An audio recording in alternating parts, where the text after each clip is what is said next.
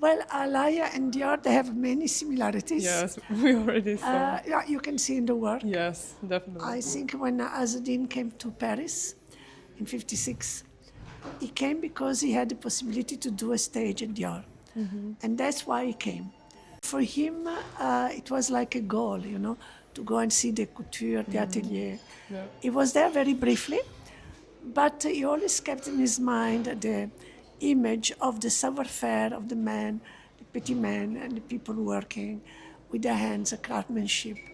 And he always said, I think from that point, he made a decision that he would never be a designer, but would be a couturier.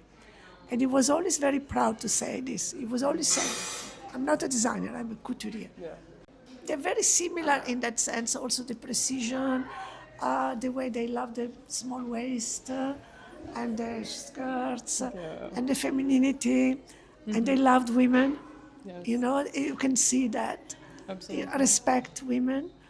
I think, there's a lot of things in the work that probably Azzedine was influenced by Christian Dior. Like the nude color, for example. Azzedine, every time he had something transparent, would put nude under the lace, put nude under. He had a nude packaging, nude tissue paper, everything was nude. And this was a color that was very important to Christian Dior.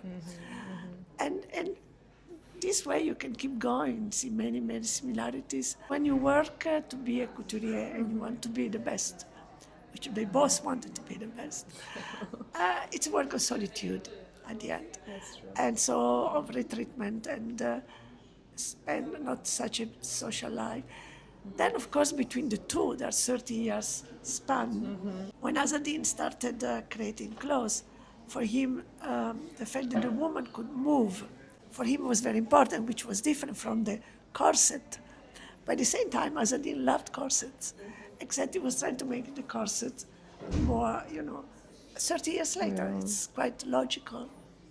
With Azzedine, we founded the association in 2007, before the foundation. Yeah. He wanted to preserve his work and the works of the masters.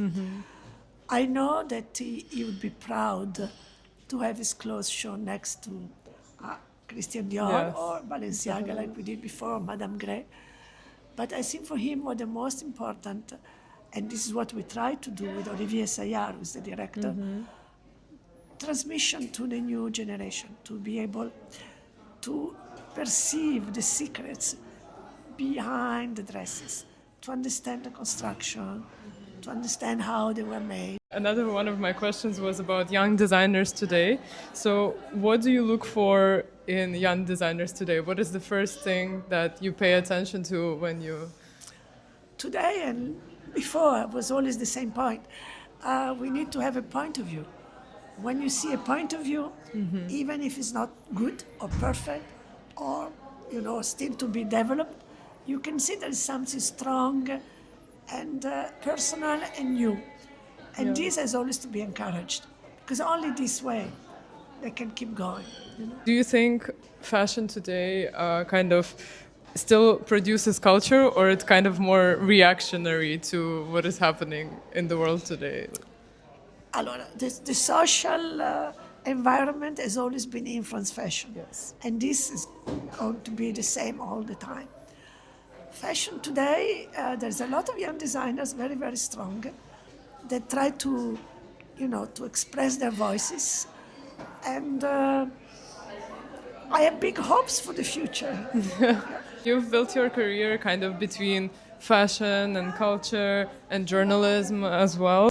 What advice would you give to someone building a project sitting between fashion, research, and kind of culture, between all of these things? Well, because that's what we are trying to do with our media, also. This is great. I mean, I think they all interconnect.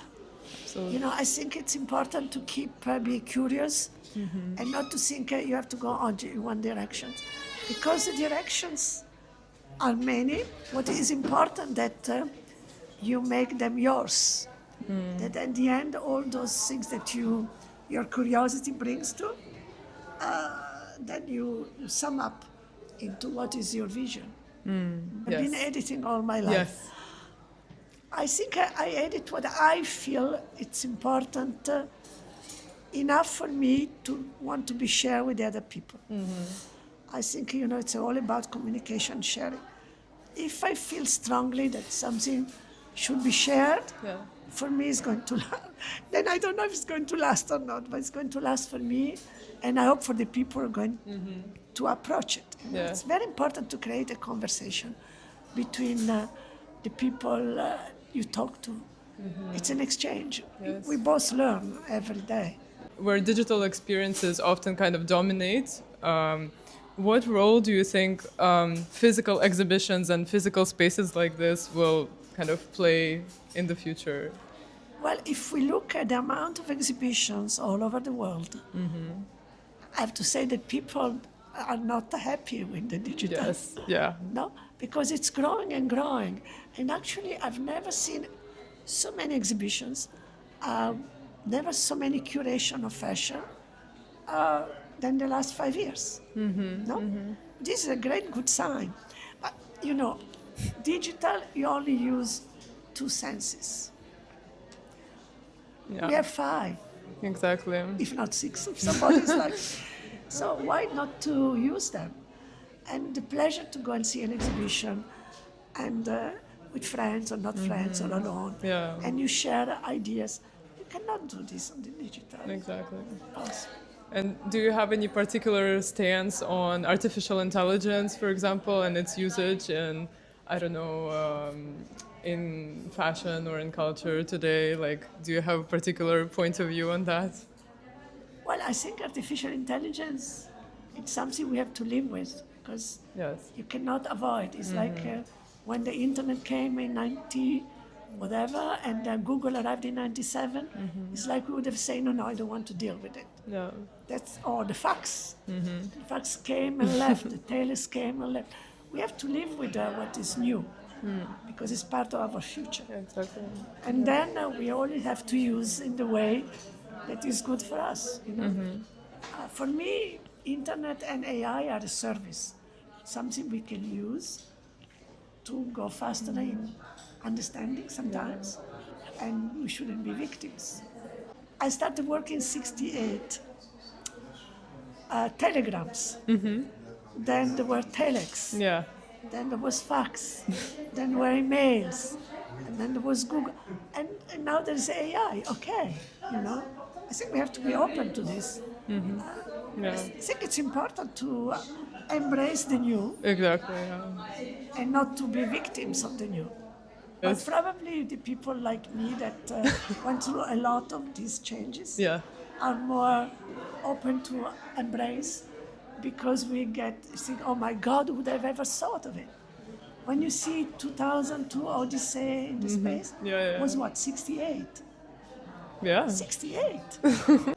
From your perspective, what's something people working inside the fashion industry today often kind of overlook when it comes to fashion? When you see a structure of fashion, there's merchandising, marketing, and all this, is something missing? Yeah. Creativity. Leave room to creativity, leave room to vision, leave room to dream. Otherwise, the structures become so strong and there is no more dream. Yeah. And do you think maybe AI it can help creativity? No, of course not. I hope not. If creativity is missing, would you say that many of the things we see in fashion today are kind of boring, or it's not what you're trying to say? No, I no, know. no, I'm not saying they're boring. Some are very, very interesting. So lots of young designers are very, very good, except the big structures. Create a structure which is almost military, which is so complicated that for a new designer, it's not easy to express. If you were to build 10 Corso Como today from scratch, what would you do differently, maybe? Well, it's 36 years later. I think I would keep the fact that it was a place meant for people to meet, encounter, talk. Yeah. This was the main point. I think today that point, it's even stronger than then. Oh. Because when I founded Tenkosukomo, there was no internet, no Google, no Instagram, Yes, nothing. yes. So I needed a place where people could meet. Today, the contrary, people are so much connected. They don't talk to each other any longer. So maybe if today I'll give even more space to the people to come and meet and talk, give more opportunities, have maybe probably less other things and more meeting points. But this is Yes, what the young people are missing exactly. because we cannot always just Yeah. no. So